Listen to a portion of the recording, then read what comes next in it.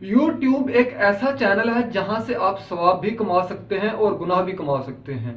एक वाहयात चैनल बनाएं और उस पर आपके सब्सक्राइबर भी आएंगे, व्यूज भी होंगे, आपके फॉलोअर्स भी होंगे और वीडियो से रेवेन्यू भी जनरेट होगा, आपकी इनकम भी आएगी। लेकिन उससे आपकी आखिरत और आकबत जरूर खराब होगी। किस तरह?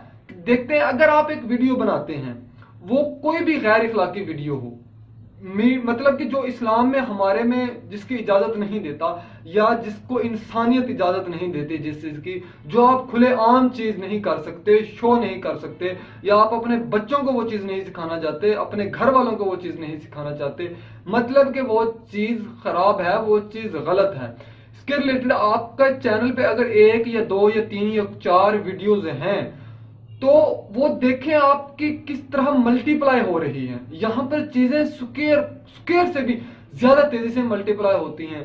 10 लोगों ने देखी, 100, 1000, 20,000, 50 और फिर इस तरह लाखों की तादाद में, लाखों की तादाद में लोग आपके चैनल, आपके थ्रू, क्यों, उसकी वजह कौन बना है, वो लोगों को दिखाने की वजह कौन बना है, वो चीज सोशल मीडिया पर, यूट्यूब पर दिखाई किसने है, वो चीज सोशल मीडिया पर अपलोड किसने की है, वो उसी ने की है जिसने चैनल बनाया है। तो वो आगे लाखों की तादाद में, जब तक चैनल रहता है, जब तक वो वीडियो वायरल होती रहती है, तो वो हो सकता है डाउनलोड करके वीडियो आपके चैनल से आगे कहीं भेजी जा सके, आगे के लोगों को दिखाई जा सके, अगर सोशल मीडिया पर शेयर की जा सके। तो आप जरा इमेजिन करें किस तरह हजारों हजारों से लाखों और लाखों से करोड़ों लोगों तक वो चीज जाएगी। तो इस सब की वजह कौन बना है? वो शख्स इसकी वजह होगा जिसने वो वीडियो वहां पर अपलोड की है, जिसने वो वहां से स्टार्ट की है वो चीज।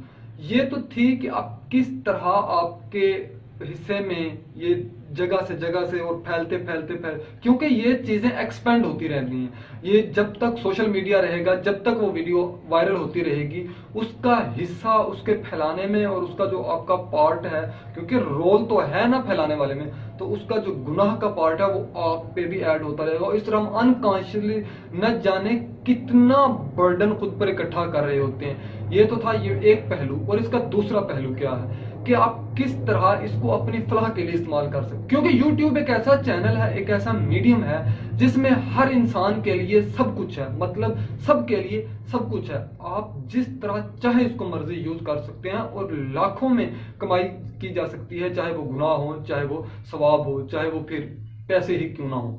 और लाखों की तादाद में लोग इस चीज को देखते हैं।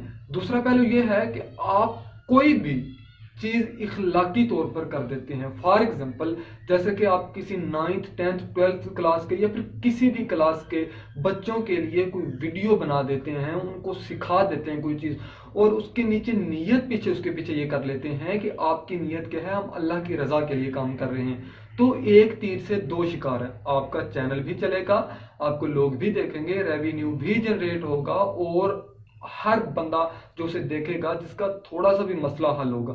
सिर्फ ये तो एक चीज है ना, सिलेबस की बात, तो आप कोई भी अच्छी चीज सिखा सकते हैं, कोई हुनर सिखा सकते हैं, कोई स्किल सिखा सकते हैं, यूट्यूब पर काम करना सिखा सकते हैं, ऑनलाइन अर्निंग करना सिखा सकते हैं।